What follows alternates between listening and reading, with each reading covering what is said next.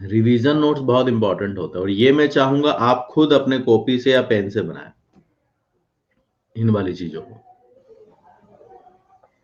तो सबसे पहले तो आप इंपॉर्टेंट कॉन्सेप्ट ऑफ फॉर्मूला ये आप तब बनाओगे जब आप उस टेस्ट का होमवर्क कंप्लीट कर चुके हो। रिवीजन नोट्स कब बनाने वो मैं आपको बता दूं, जब आपकी थ्योरी क्लासेस खत्म हो चुकी है।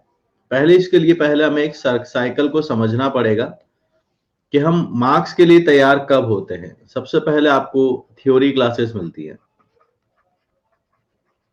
थ्योरी क्लासेस आप करके आते हैं। अगला स्टेप आपके पास होता है होमवर्क, होमवर्क का डिस्कशन। होमवर्क का डिस्कशन आपने किया मतलब पहले तो आपने होमवर्क कंप्लीशन किया, होमवर्क कंप्लीट किया या नहीं किया। होमवर्क कंप्लीट होने के बाद आता है होमवर्क का डिस्कशन। होमवर्क डिस्कशन में हम जनरली क्या करते हैं, उन क्वेश्चंस की तरफ भागते हैं जो आपसे नहीं हुए हैं। नहीं, उन सवालों का भी डिस्कशन किया कीजिए जो आपसे हो चुके हैं, क्योंकि हो सकता है आपने एक लेंदियर अप्रोच से सॉल्व किया हो और उसका कोई शॉर्टर मेथड हो, तो वहां पे लर्निंग आपकी छुपी हुई है। सो डिस्कशन की जब बारी आएगी आपके होमवर्क के डिस्कशन की, तो इसमें तीन चीजें हो सकती हैं आपके पास। मैं एक एक बात आपको डिटेल से समझा रहा हूं, कभी कुछ गलती होने का चांस ही नहीं है। ऐसे क्वेश्चंस जो आपसे सॉल्व हो चुके हैं,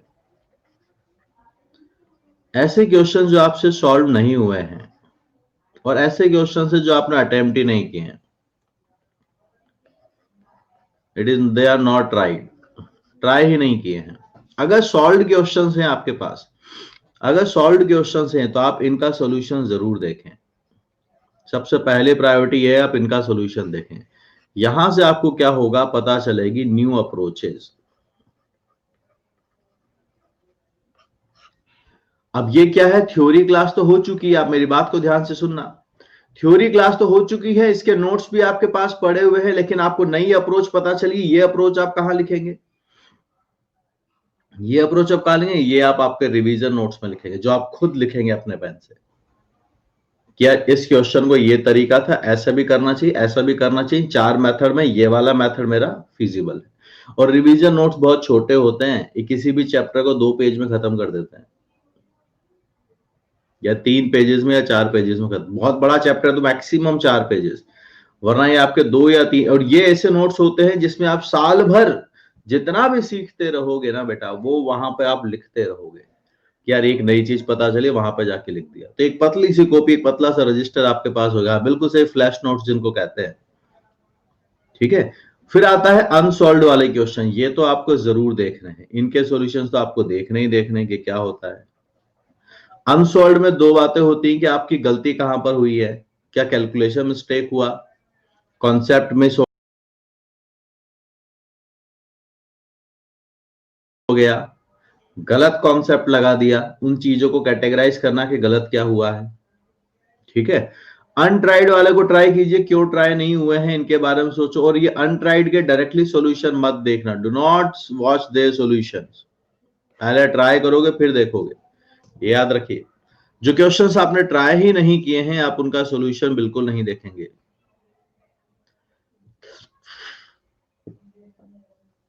सिर्फ अब मेरी स्पीड मैच करती है आपकी स्पीड के साथ, और मैं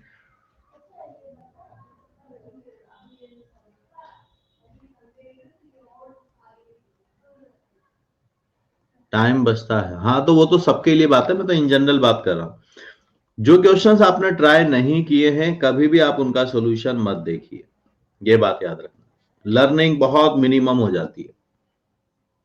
जो क्वेश्चंस आपने ट्राई नहीं किए, क्या पता इतना अच्छा, क्योंकि वो दिमाग में स्टोर नहीं हो पाता है ना।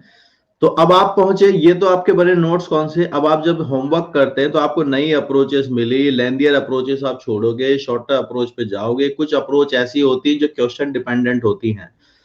तो आप जब रिवीजन नोट्स बनाने जाते हैं, जिसको कहते हैं हम फ्लैश नोट्स, जिसकी हम बात कर रहे हैं, या रिवीजन नोट्स की हम बात कर रहे हैं, ये कितने पेजेस के होते हैं पर चैप्टर अगर हम बात करें,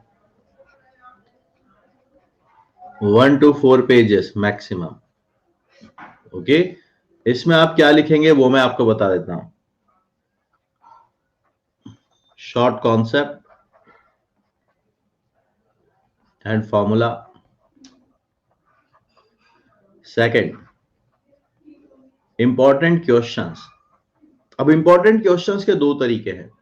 अगर आपने कोई पर्टिकुलर मटेरियल सॉल्व कर रहे हैं तो आप सीधा लिख सकते हैं कि यार ये उस पर्टिकुलर ओम सर की एक्सरसाइज नंबर 1 का क्वेश्चन नंबर 5 ये लिख लिया, सफिशिएंट है। पूरा क्वेश्चन दोबारा लिखने की जरूरत नहीं है, क्योंकि वो आपके पास कहां पड़ा होगा, इसके अंदर पड़ा होगा।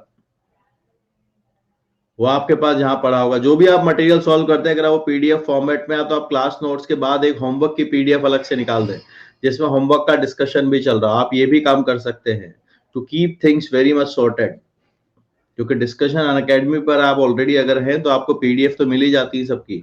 तो बस ये पीडीएफ मर्जर और स्प्लिटर वाली दो छोटी छोटी सी ऐप्स है जो फ्री में अवेलेबल है, उनको आप पिक कर लेना। तो एक होमवर्क की पीडीएफ हो गई, होमवर्क का डीपीपी पूरा जो भी आप मटेरियल सॉल्व कर रहे हैं उसको भी उसी में मर्ज कर दें, उसके क्वेश्चंस भी आपके साथ रहे। तो जब आप फ्लैश नोट्स बनाने